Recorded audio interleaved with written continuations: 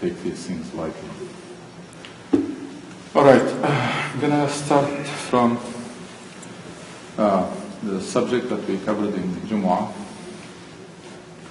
and then of course we'll hear from you if you have questions or comments and feedback, and hopefully if we can, and we should do some tafsir inshallah. The subject that we started the Jumu'ah was basically building the human being. That the human being needs to be built in the same way that you do construction for building. There should be design, plan, and then construction. That applies to you, to yourself. You should have the plan for yourself. What do you want to be 10 years from now, 20 years from now? How do you want to be remembered? How do you want to meet Allah subhanahu wa ta'ala? That should give you some design in your mind. And then you start having a plan to turn that into reality and keep challenging and pushing yourself. If that is not the case, if there is no such vision, what happens will be stagnation without even guilt feeling. You'll be stagnant and happy. Why? Because you don't have any ambition. You're not holding yourself accountable against standard or against a goal. Unfortunately, that's nowadays very common. Among Muslims, it's very common. Nations, state has no plans, no vision, nothing. Community, same thing. Families, individuals, same thing. Everything is haphazard. We need to acquire this culture of goals and plans. Goals and plans to turn those goals or dreams into reality. I told you, I think one time, there was a sociologist who went to study the Middle East. Spent a lot of time studying different societies. He came up with a lot of shocking observations, but one of them was shocking for me. And he said that the problem with these populations, they have no dreams. There are people who live without dreams. They don't have any ambitions. They're just happy with the status quo. So that sentence was really very eye-opener for me, because that's true. It's people who live... Now, you can tell me because of oppression, etc., but these are the causes. The consequences is people that are living without dreams. They don't have as high aspiration to achieve. So that applies to us, each one of us. Applies to family. When we build a house, we spend so much time in design and etc. But when we build a family, we build it haphazardly. Applies to raising a child. It's very highly recommended that you have a vision for your child and all try to build it. Applies to community, applies to the society. Of course, your responsibility toward yourself, you are fully responsible. 100%. Now, family, 50-50. You have a partner, so you are going to work it together. You're going to make it happen. Children also probably 50-50, and also there are other factors that can come into play. But you should still have a plan and a vision and should push against all these factors to make it happen. Community, your role becomes contribution. You contribute to make this community, to close the gap between where the community is, where the community should be. Society is same thing. But the idea that I keep emphasizing is this idea of building. That a human being must be built. Why? Because Allah subhanahu wa ta'ala creates us with tremendous potential. But that potential is raw. It has to be cultivated. It has to be processed. So this is the idea that I wanted to focus our attention on, is to get into this culture of not to be satisfied where you are, and not to have a short-term goal, because this is what we do most of the time. We have a short-term goal, we achieve it, we relax. That's not how it works. It works backwards. You start with your ultimate goal, and then you break it down into stages. That will prevent stagnation. Why? Because when you achieve a goal now, you know it's just a phase. You're not going to relax. You're not going to stagnate. That happens to community, applies to nations, applies to families, applies to individuals. So it should work backward. Your ultimate goal, and then break it down so that when you achieve the goal in the process, that's not the end of it. You know that you have to move to the next phase. And our Prophet was so effective in doing this. Rasul Sallallahu Alaihi Wasallam, you read the seerah, you find clearly there are phases in the mind of Rasul Sallallahu Alaihi Wasallam. You can read his mind. And he never allowed things to stagnate. He never allowed momentum to be lost. So before the phase ends, Rasul Sallallahu Alaihi Wasallam will launch the next one, which is amazing. You see it, clearly you see it in the Treaty of Hudaybiyah. That's very obvious. When he just signed the treaty, he sent his delegates to the leaders of the world, which means the phase of the Arabian Peninsula is a matter of time. We're getting there. We're not going to wait until it's over, and then momentum is lost, and then you have to revive it. Now we're starting to engage the bigger circle. Send delegates, not army. He sent delegates, his delegates to the leaders of the world, meaning now he started engaging a much wider circle. My reading of the seerah of Rasul Sallallahu Alaihi Wasallam, in his mind was the issue of Quraysh has to be resolved. And you know why? Again, I'm talking about the idea of having a plan with many phases so that you will not stop at when you achieve the first goal, you don't stop.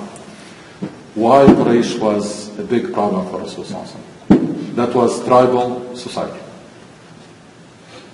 The tribe is something sacred. And these are people who came out of the tribe. So they are rebellion. In the minds of the society, they are rebellion. Nobody is going to follow rebels. Nobody is going to follow rebels who get out of the tribe that is sacred. And not any tribe. It's the very special tribe, Quraysh. So that issue has to be settled in the mind of Rasul Sallallahu Alaihi Wasallam before he can open up to go to the wider circle, which is at that time was the Arabian Peninsula. Actually, even before that, it was the Medina itself. And he did it in very effective constitution, and then established this brotherhood between Muhajirin and Ansar.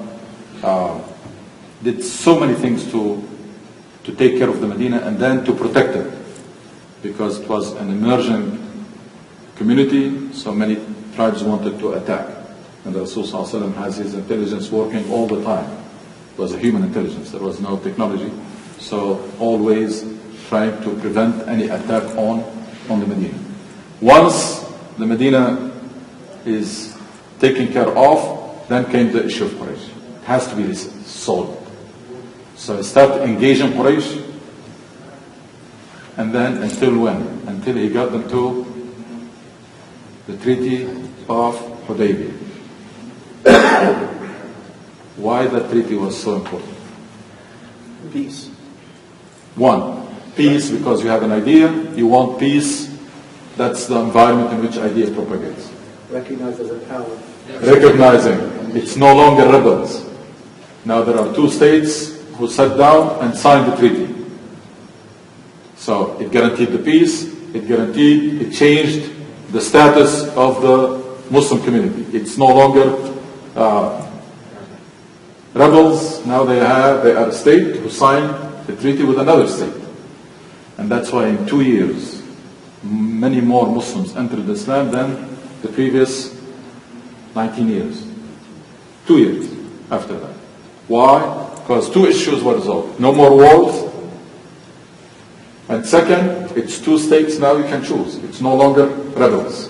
There are two states who signed the treaty.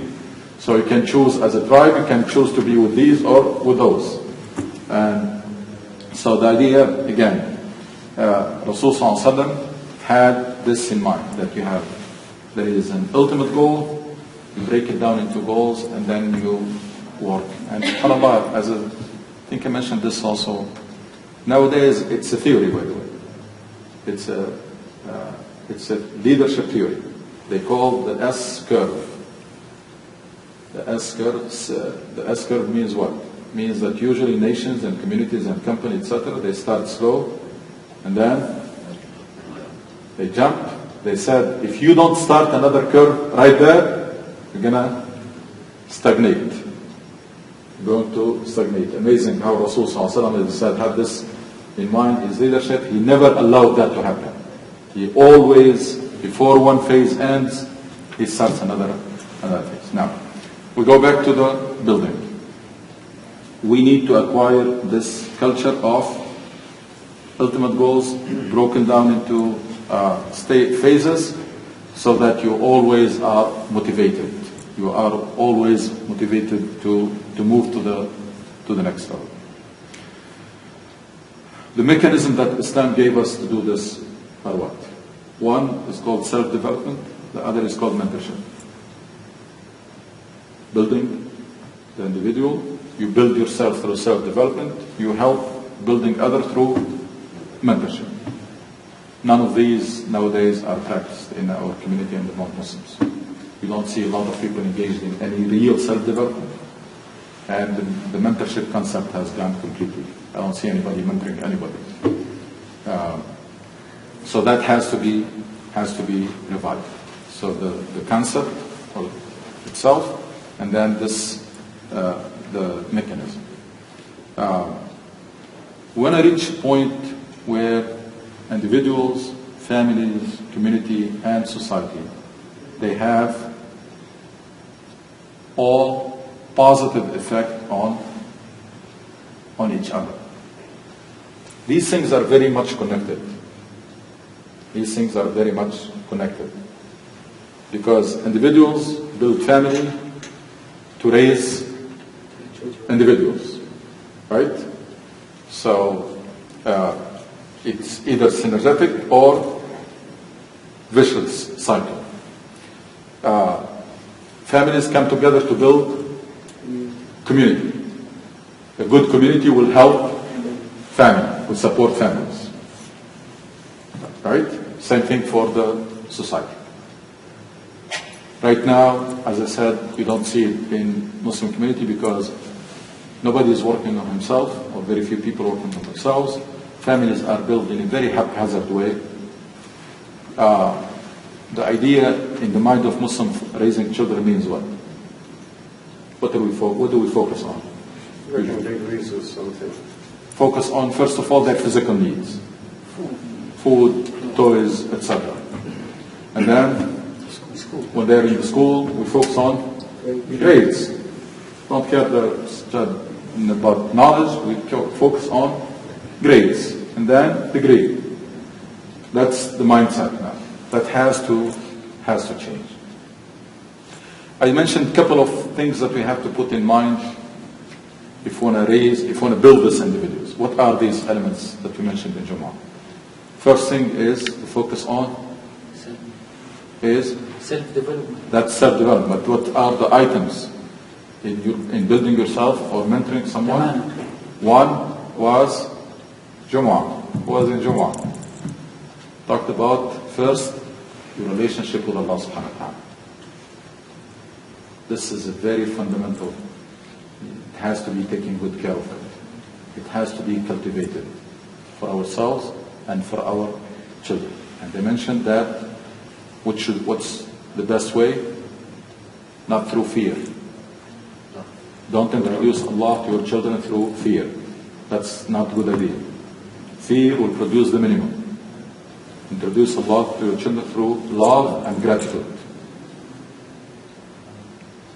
Build it in their mind that anything good that is happening in our life, it's from Allah. So they grow up loving Allah. So love and gratitude, thankfulness. And you said in Quran, shukr is mentioned a number of times Against kufr. against kufr. من يشكر فإنما يشكر نفسه ومن كفر.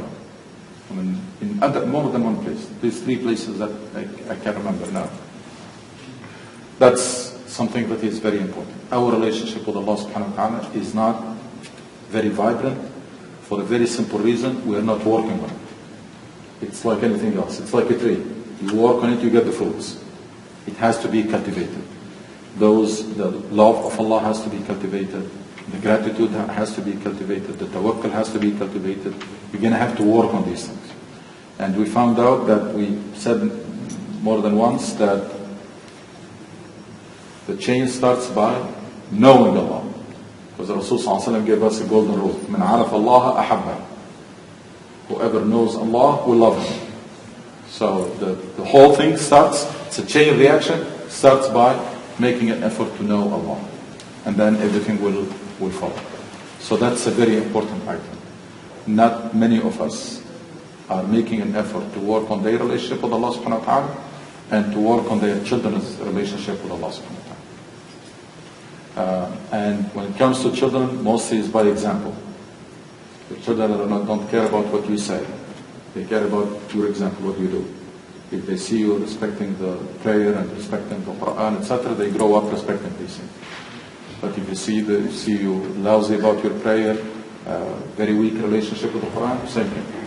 So that relationship with Allah subhanahu wa ta'ala. Second is this mission of Islam, or committing to Islam as a mission.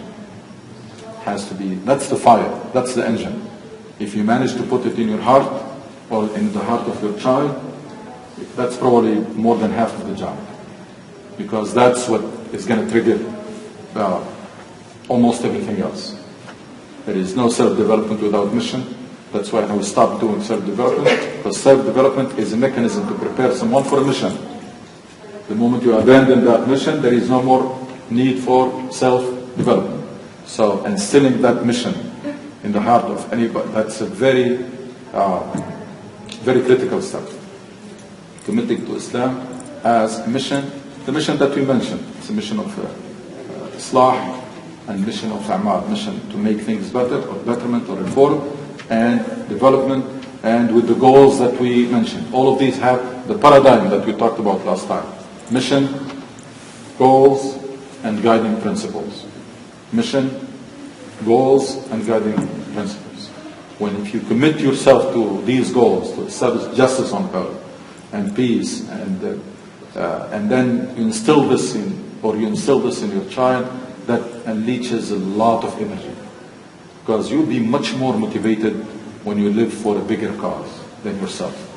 You're driven by a cause, driven by a dream, to see something that is a dream that you want to turn into reality. That's a big motivator.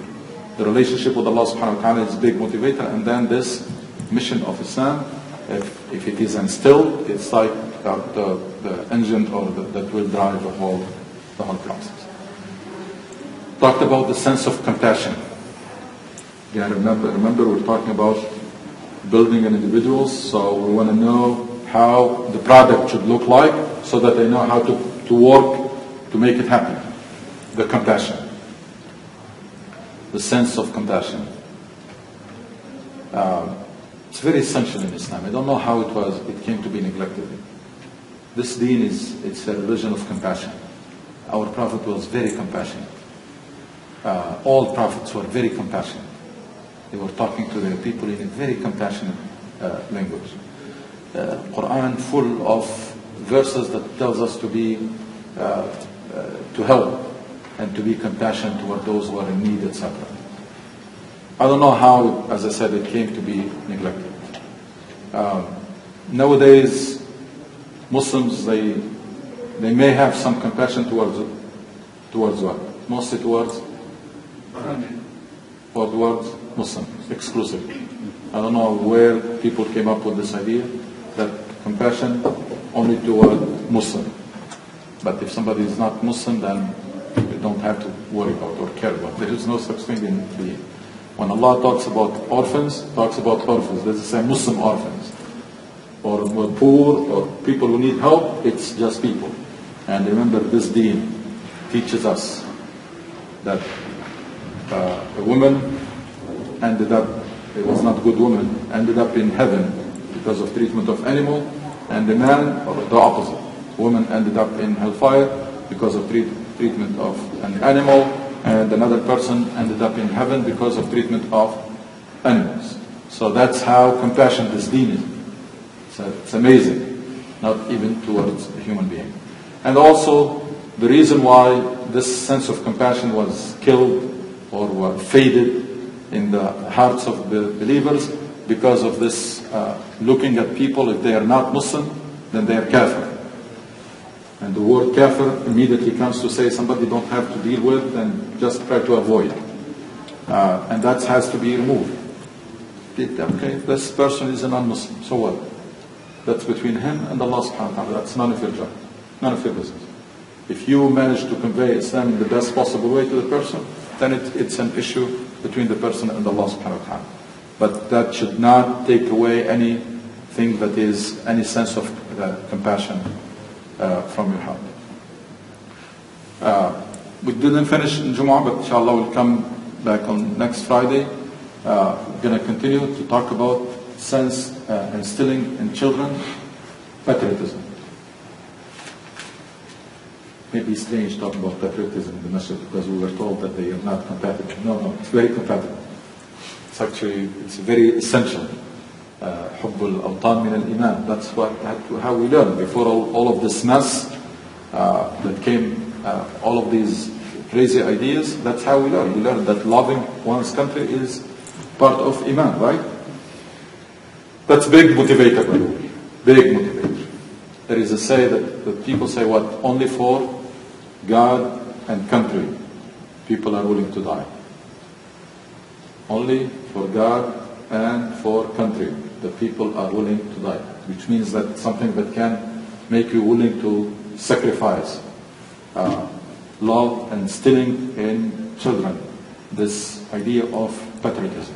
Being a faithful citizen. Being a faithful citizen, why? As I said, it's a very... you can't imagine someone fulfilling the mission of Islam effectively without compassion and patriotism. You can't.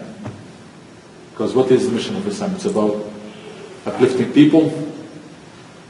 That requires compassion. And it's about serving the common good. That requires patriotism. I mean, why are you going to care about people that you think that they are not your people? And why are you going to care about a country that you think that you don't belong to? That's not yours. Or you're not attached to. So that's the last thing, and then we close inshallah, is sense of ambition. We want to raise very ambitious generations. I mean, enough mediocrity. Enough accepting average. And living with average and accepting it, I think we need to put an end to this. We need to get this ambition, sense of being ambitious, and then raise a generation of people who have very high aspirations. I mean, especially that we're living in a country that things are possible. I just mentioned yesterday that the president of this country is the son of an immigrant. And he was raised by a single parent, single mom. So that's how this country works. Read the biography of many successful people. By the way, Obama is one of them. You find them that early on in their life, they had this dream of becoming president. And at least I know of Obama and Clinton, both. Early on in their life, they had this ambition to be one day to be the president of the United States. Imagine someone who has this dream and someone next to him who has only ambition to have a degree and get a job. Big difference in terms of motivation. You will find someone taking full advantage of every moment of their life and someone who just taking it easy, taking it light. So, and still in your children, very high aspirations. And they never, try to free them from anything that hold them back. A lot of things, a lot of ideas, they're negative ideas that we have to get rid of. That Allah subhanahu wa ta'ala wants you to be all you can be.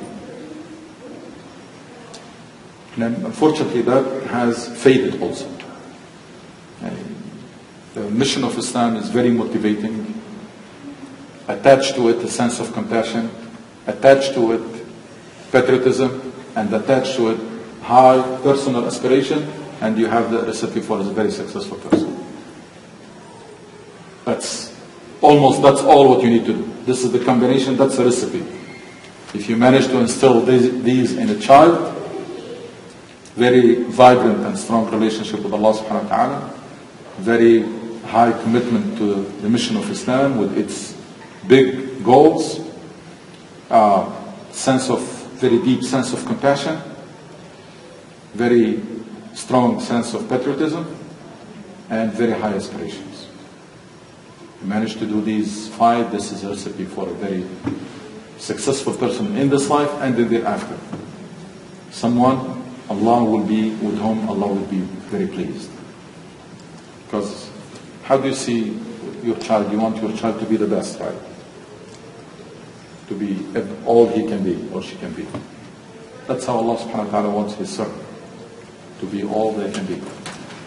So you're going to have to remove those ideas of it's okay to be lousy in this life because the hereafter is the more important.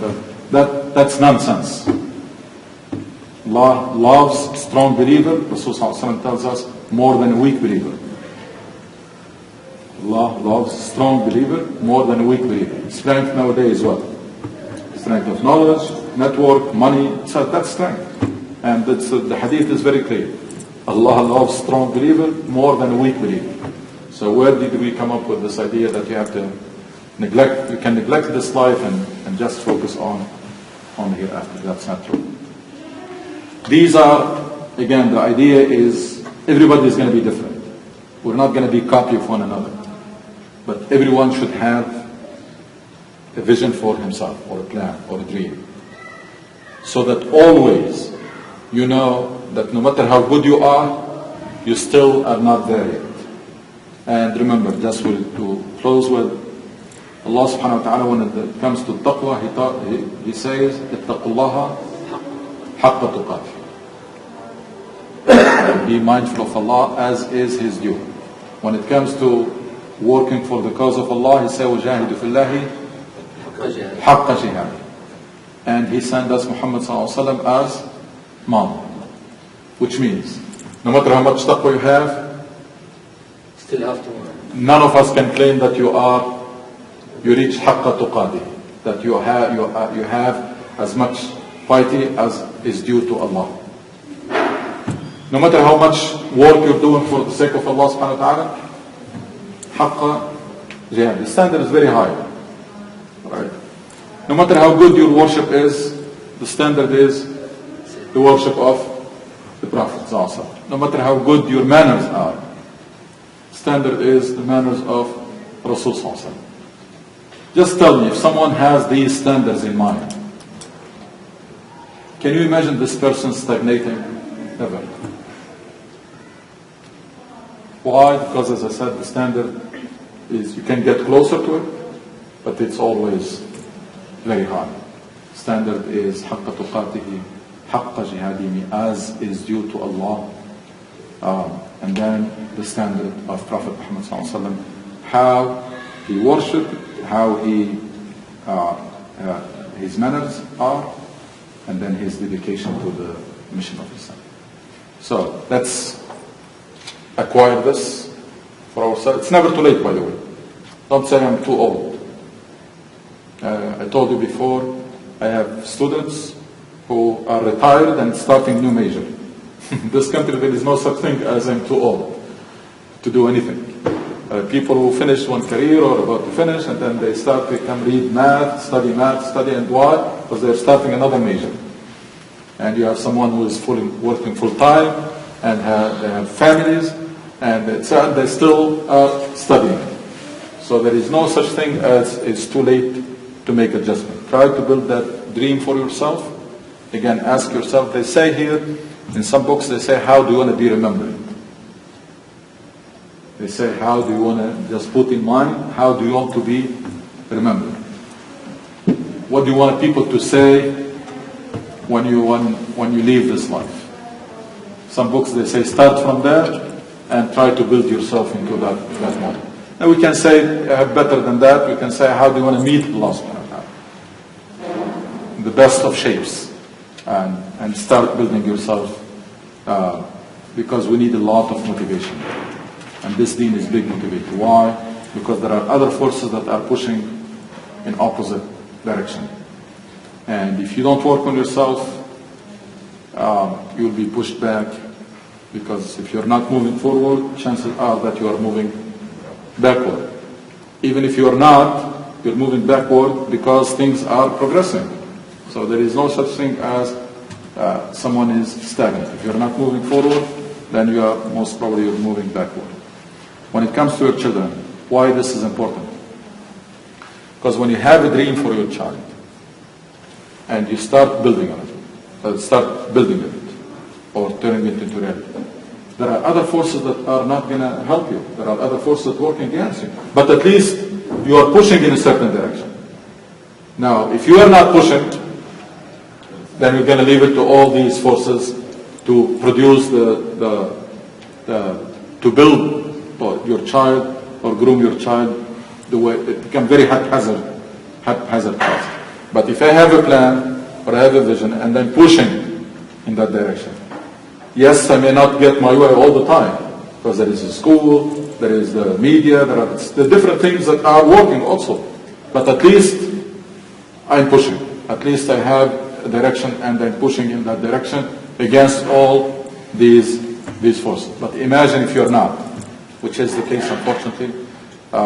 People here very careful in building houses, very careful in starting business. They do business plan, feasibility study, everything.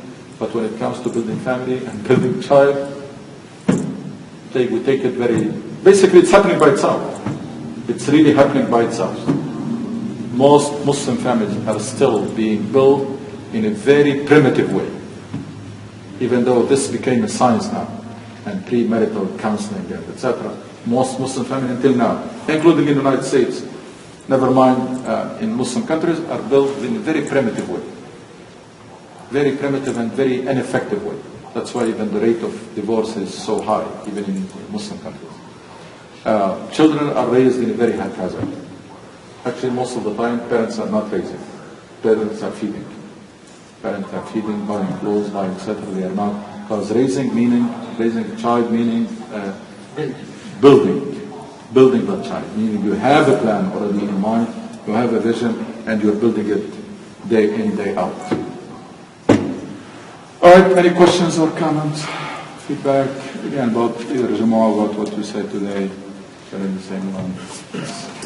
I'd just like to say being compassion is very important, just like other doctors here said. It makes a difference, really, it does, to get involved in our community with with non-Muslims. I give you an example. I have a friend, his name is David. He was supposed to be with us today, but he got sick. He's very involved in the churches, in the communities, He does a lot of work, donate his time. And one day he called me up, he said, Muhammad, I want to bring my daughter to your house. So he brings his daughter, she's the first year in college. People brainwash her mind in college. They tell her Muslims are they're killers and haters. She'd come to my house, she'd eat sweets to talk to us. And he said, Muhammad, you won't believe the effect that, Yes. She went back and defended the Muslims. Very nice. I went to their house, they're nice people, they're kind people, they didn't kill me, So I think it's very important to get involved with Open up socially. Open up socially. But the key is to start seeing people as human beings, dignified human being, brothers and sisters in humanity, fellow citizen, and take away this idea that that's just a kafir. And you're doing a job that you're not equipped with and you are not assigned to. It's Allah between them and Allah subhanahu. I'll speak about myself. We've been listening to you for a couple months now. You've been saying the idea of feeling compassion. And I understand that you got to think about others as human beings and put yourself in their shoes and you feel that. I'm talking about myself, I'm not talking about others. Until today, if something was to happen, the first thing that comes to my mind is this, a Muslim or not. My feeling towards that, my inside feeling towards that differs based on what that person is. Not that I'm totally dismissive, that I don't care if they're not, but at the same time, my level of compassion or my level of caring about that event differs. How do we change that other than saying, think about them as a human being, as a fellow citizen? There has to be something. We grew up for 45 years thinking they're kafirs, we shouldn't care, Allah is punishing them, it's okay. How do we change that mentality? That's a very good question. Of course, 2 months are not going to change decades. In this particular area, I can't think of any better way than practice. Force it on yourself. Go and volunteer with charity organizations, and volunteer at the hospital, volunteer in shelter, etc., soup kitchen. I think that can help changing, better than just talking about it. Practicing. Good idea. Yeah. Just to take some of your time and do it. And get into the habit of looking for charity organizations, and depending on your preference, and start volunteering with them. Put some time. I think that will change tremendous. Because we have a say that says, الإنسان عدو من يجهل. People hate that which they don't know. Or people are the enemy of that which they don't know. Part of it is because of the gap between us, and that reinforces those ideas. So when we start breaking that ice and starting talking, same thing that happens to the girl who came to your house, same thing is going to happen to us when we start dealing with these people.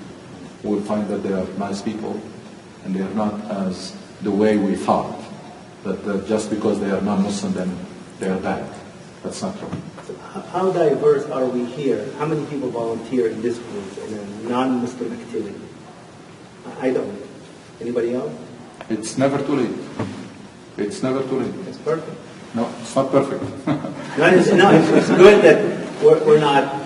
But still, it's We're not the minority. I mean, Yeah. this is the majority. So all of us need that. Yeah, I'm not it's- just saying something that is totally foreign to all of us. It's So never out of- too late. Out of 20 people, only 3 volunteer in non-Muslim activity. Yeah.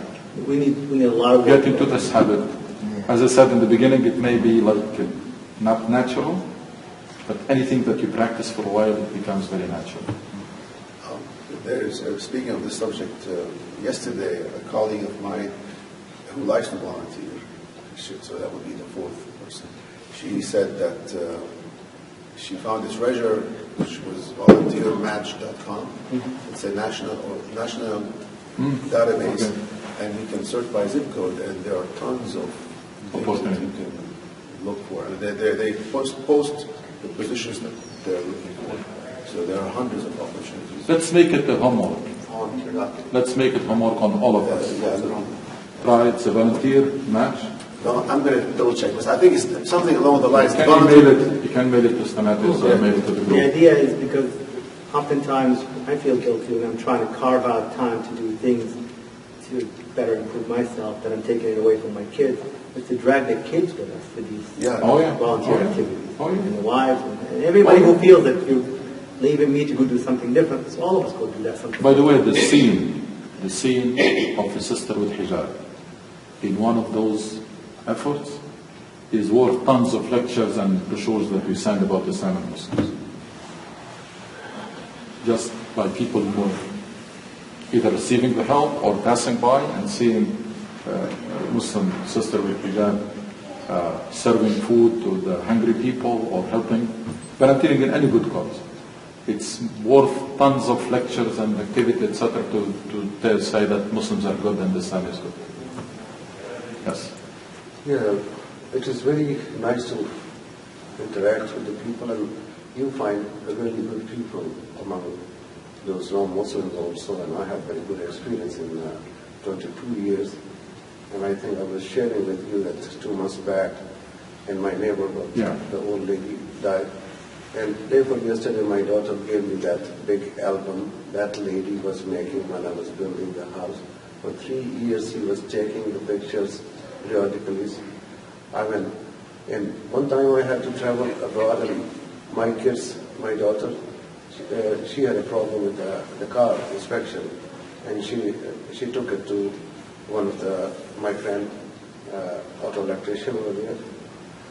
He retired already, but anyway, he fixed his lights, and he told her to just sit in the office, and he checked bumper to bumper everything, and came back with the keys, and you're ready. He said, Uncle Wayne, how much I owe you?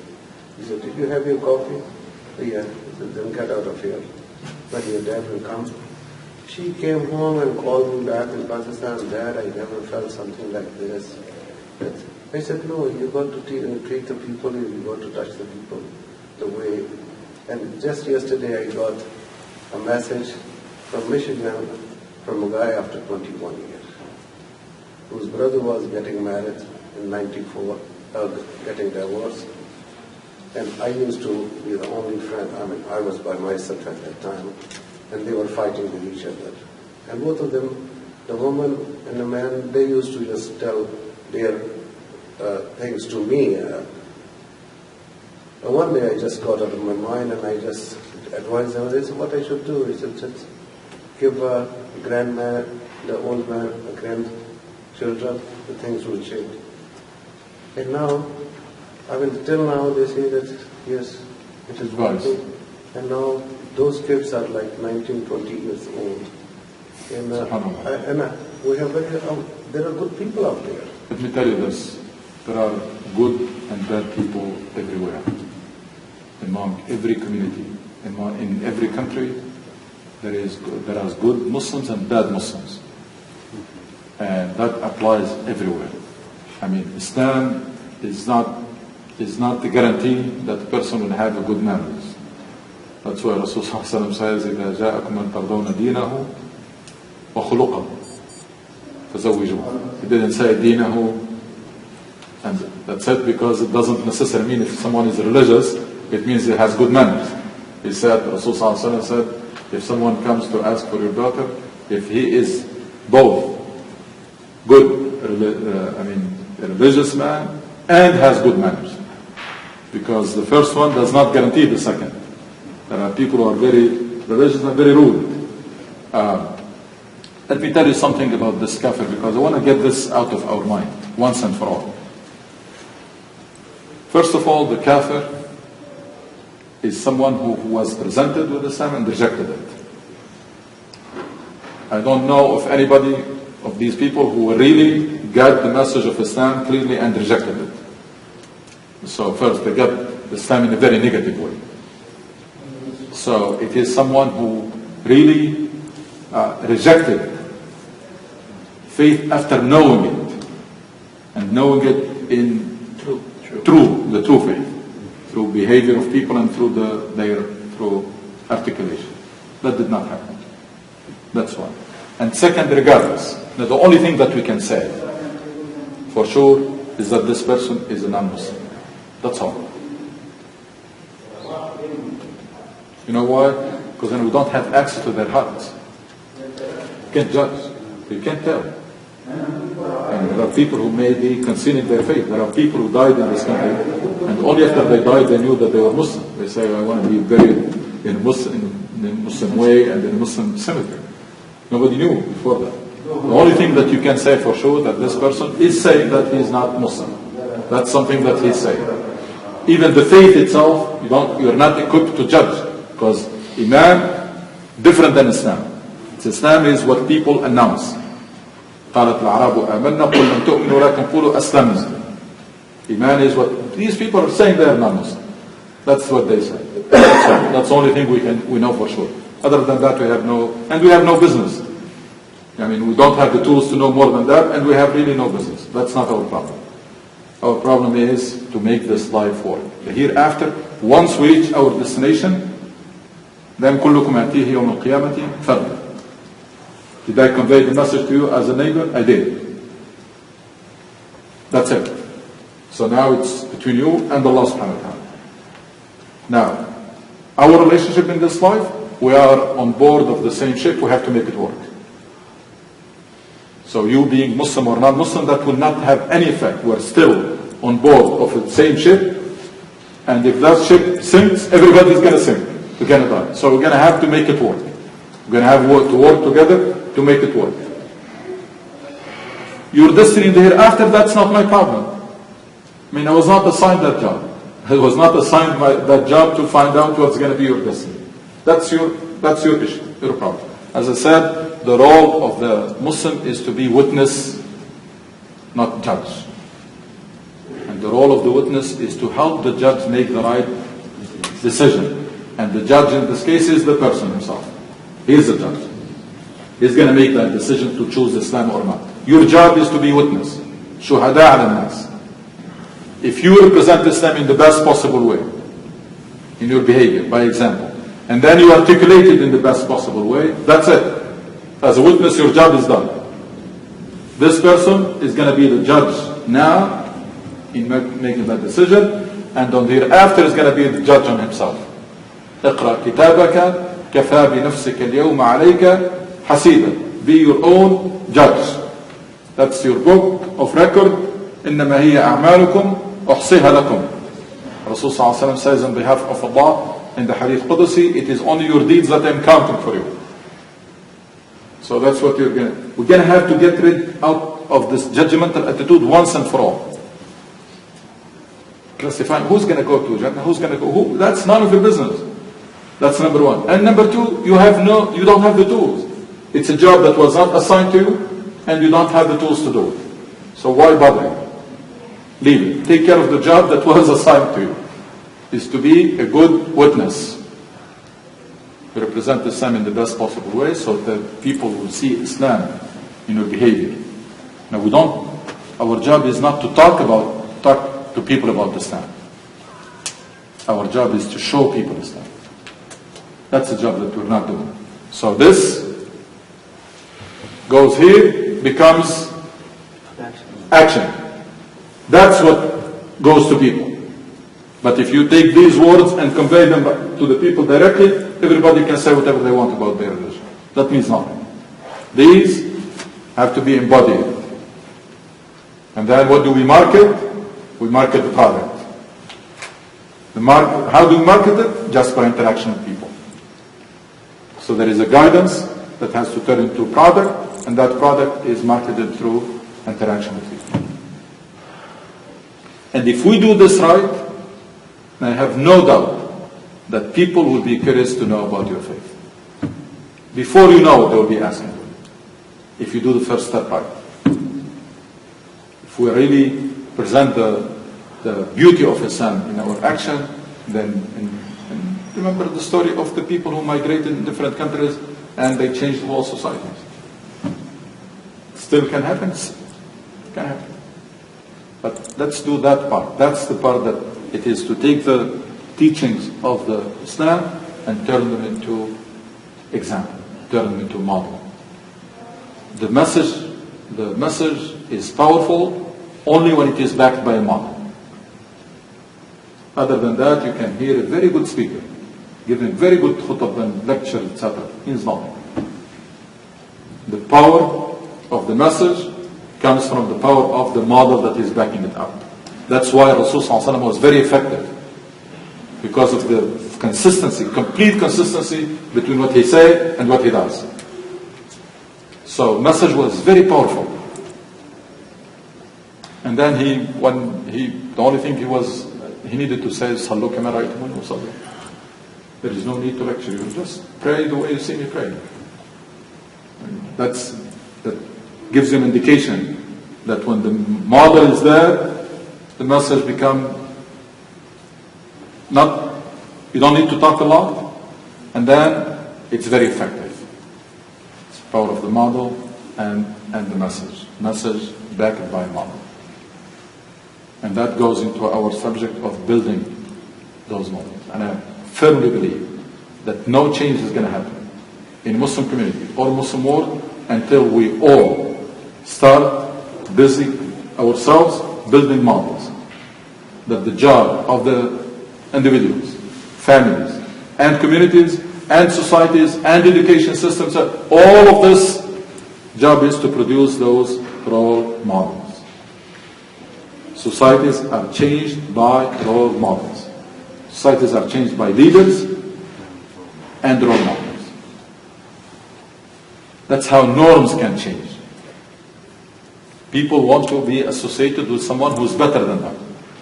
But if you see your average, then there is no point for that. There is no motivation.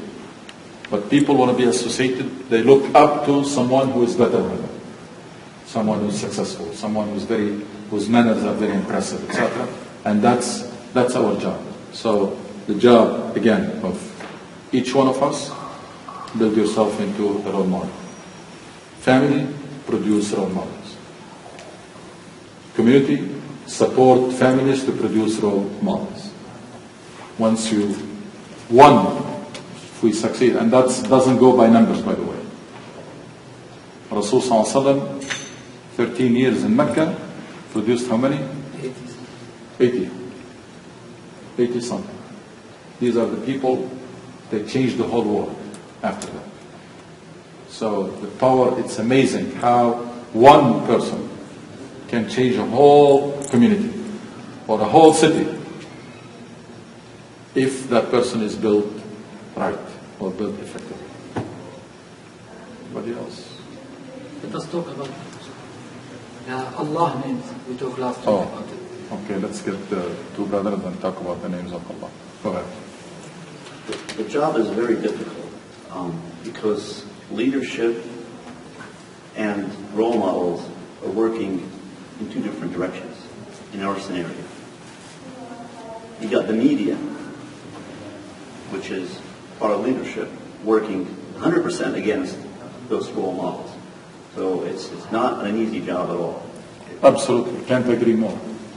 But it's not because it's not easy, we'll give Well, up. yeah, definitely. I mean, Actually, that's more challenging, means we need to make more effort. Because if there was no obstacles, if there are no forces that are pushing in opposite direction, job becomes easy. But that's an incentive for us to be more creative, more effective, and to put more efforts. Because as you put it, Marcy, it's not you're working or you're building, somebody is destroying. So you just have to build. By the way, you bring in a very good point. That will tell you that the best years are the first years, when you're working by yourself, when you have full control for the child. The best years are the first years. Until now, I don't know what does it take for Muslims to know that the personality of the child is almost completely formed. Some people say by the age of 5. And the maximum was age of 12. The reason we don't accept this why? Because the child doesn't talk. But we are told scientifically that the child is very good observer. So observes and accumulate things. Yes, they don't tell you. They don't talk. But the child is very good observer. So your point pushes in this direction. The first years when you have full control. Before we get exposed to so many things. Because Rasul Sallallahu Alaihi Wasallam, when he said that يُولَدُ الْمَوْلُودَ عَلَى الْفِطْرَةِ, it's a blank sheet. Comes. And you are the first one to write on. So that makes us change our mind that it's not true that the child is too young to be mentored. These are the years. These are the critical years. And the best way, of course, by example. That will make the job later on. If you build this very strong foundation, then later on when you start dealing with those forces, you will be in much better shape. And sitting in much stronger foundation. So keep it in mind, especially those who have young children or their grandchildren. As I said, nowadays they start working on the child before it's boring. I mean, it's from day one, job starts. Why? As I said, the child is very good observer. A lot of things you can pass them on.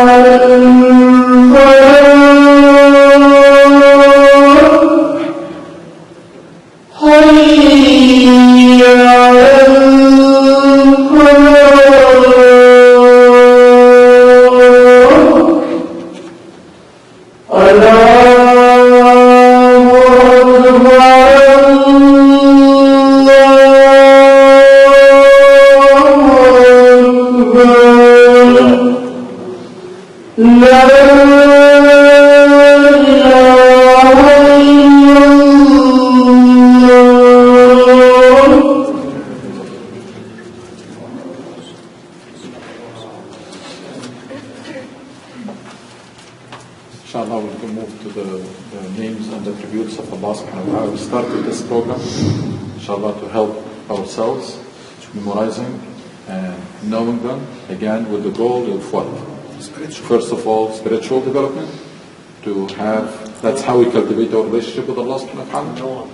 Knowing Allah, which will start the chain, and also be capable of explaining our God to people. It's very embarrassing for a Muslim not to be able to explain in a very convincing way Allah to people. We thought we agreed on Rahman, Rahim, and Malik. Right. Anybody share your thoughts? First of all, let me translate. Ar-Rahman, Ar-Rahim, and Malik. Ar-Rahman, the merciful. The Ar-Rahim is the Rahman, beneficent, the merciful. Beneficent, the merciful. And then Malik is the king. When I go Friday prayer, I will talk about Ar-Rahman and Ar-Rahim. Always they translated the same. Merciful. And I say myself always, it's two different words in Arabic. Why they translated the same? Always Ar-Rahman in the Quran comes separate. Always come alone. Except 6 cases combined with Ar-Rahim. Ar-Rahman didn't combine with any other word except Ar-Rahim. Its meaning has same meaning. Dr. Nabisi said, Ar-Rahman is the mercy of Allah for all the humanity, for everything. Ar-Rahim just for the believers. This is what I... Yes, I have that list of here. Anybody else? Any other thoughts? Again, we're talking about memorizing and knowing these. Ar-Rahman, Ar-Rahim, the best thing I found is that the two encompass all aspects of mercy. It's like, it's something about the 3D, meaning it's encompass all aspects of mercy. And Allah subhanahu wa ta'ala chose these names to introduce Himself first for us in Surah Al-Fatiha. The first you know, when you introduce yourself with the most important thing, right? I mean, if President Obama come to introduce himself, he's not going to say, I get a law degree from Yale. Say, President of United States. I mean, just to give you the idea that Allah, when He introduced Himself in Surah Al-Fatiha, out of all the names, He chose Ar-Rahman Ar-Rahim. Bismillah Ar-Rahman Ar-Rahim, which is a verse of Fatiha, and then Alhamdulillah Rabbil Alameen, Ar-Rahman Ar-Rahim. We're talking about 7 verses. This was mentioned twice. It's a big message there. Out of all the names and attributes, Allah chose these 2 names, so that He is introducing Himself to us through this door of rahmah, not the door of punishment and not the door of fear. And of course, the rahmah should trigger love and gratitude more than the fear. And that's why I said the relationship with Allah subhanahu wa ta'ala will be much stronger if it is built on love and gratitude. Al-Malik. So Rahman and Rahim, any thoughts? Just real quick. There's also another aspect. Well, according to in relation to Allah, that's what it is. But there's also other aspects according to the 99 names that we can embody or have implementation of these names in a worldly sense as well. According to Imam al-Ghazali's 99 names and attributes, he also explains how we can implement these attributes in ourselves. So, for example, Ar-Rahman, as you mentioned, to have a share in the name in for ourselves, we have mercy towards those who are negligent and those who are disobedient towards Allah. Because in the sense that anybody who is disobedient towards Allah, they will be driven towards Allah's wrath or displeasure. So we have mercy towards them, we have love and compassion towards them, and we don't want that for them. So we guide them and all these different things like that. In the sense of mercy, Ar-Rahim, we help anybody who is in a situation of,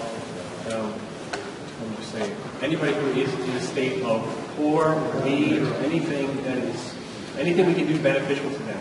We help them in any way possible and to no extent. Great. Beautiful. A lot of the names and attributes of Allah subhanahu wa ta'ala are meant for us also to implement. Of course, at our scale.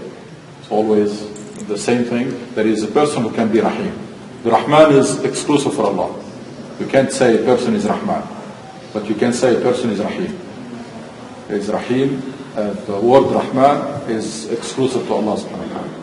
But Rahim, yes, we need to try to implement these names again at our scale. So there is a person who is Rahim, there is Allah is Rahim. Even though the name is shared, or the attribute is shared, but of course at different scale. Now, Malik. Allah owns everything. That was repeated several times in the Quran, in different ways. له ملك السماوات والأرض. له ما في السماوات وما في الأرض. So Allah owns everything. There is nobody else who owns. Even you don't own anything. Temporary. It's a temporary and it's trust. You don't own. It's a delegation. It's a delegation. It's a trust to manage it. Your life, yes, your life. Your body, yes. Your money. All of these, they belong to Allah. So Allah is the owner. Everybody else is the manager. Everything belongs to Allah. And then thereafter is also going to be the لمن الملك اليوم لله الواحد القهار. So Allah subhanahu wa ta'ala is king and owns everything in this life, in this world, and then on the day of judgment he will be also the king or the judge. So keep these in mind: Ar-Rahman, Ar-Rahim, Al-Malik. Every time you have a chance, whether you're driving, commuting, just repeat them. Because now there are only 3. Every week we're going to do 3, inshallah. So that by we will finish, everybody here will be knowing all the names and the attributes of Allah and their meaning. What's the next 3? قدوس السلام قدوس السلام المؤمن. القدوس السلام المؤمن. So Allah Ar-Rahman Ar-Rahim Al-Malik, that's we covered this week. Al-Quddus As-Salam Al-Mu'min. So the next three. In any search, any site, you will find them in this order. Next week, inshallah, we want to hear from, when we have more time, so we want to hear from many more, your thoughts about what did you learn about these names and attributes. So bring something to share with others when it comes to reflections on the names and attributes of Allah, and the assignment that we have to start getting ourselves into, volunteering. Because there is no point in talking about something if you don't apply. Let's get into the business. I know it may not be easy for some of us, but again, force it on yourself from the beginning, and then it will become natural. It's volunteermatch.org. Volunteermatch.org. Volunteermatch, if you want to look for opportunity.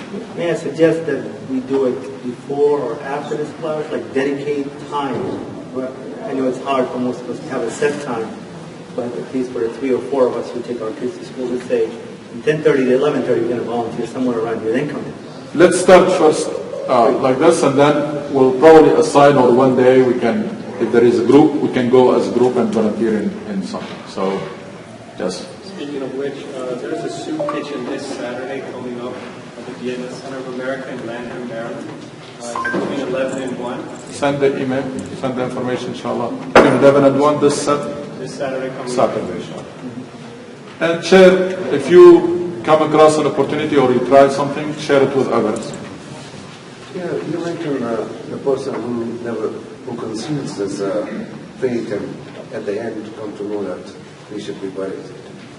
So what is your opinion? Is it going to benefit or is it going to be against? I mean, how? We just don't know. And we, as I said, the only thing we can say for sure is that this person is a non-Muslim because he's saying he's non-Muslim. We can't talk about faith, we can't talk about anything else. It's between him and Allah subhanahu wa ta'ala. It should not affect our interaction. سبحانك اللهم وبحمدك اشهد ان لا اله الا انت استغفرك واتوب اليك.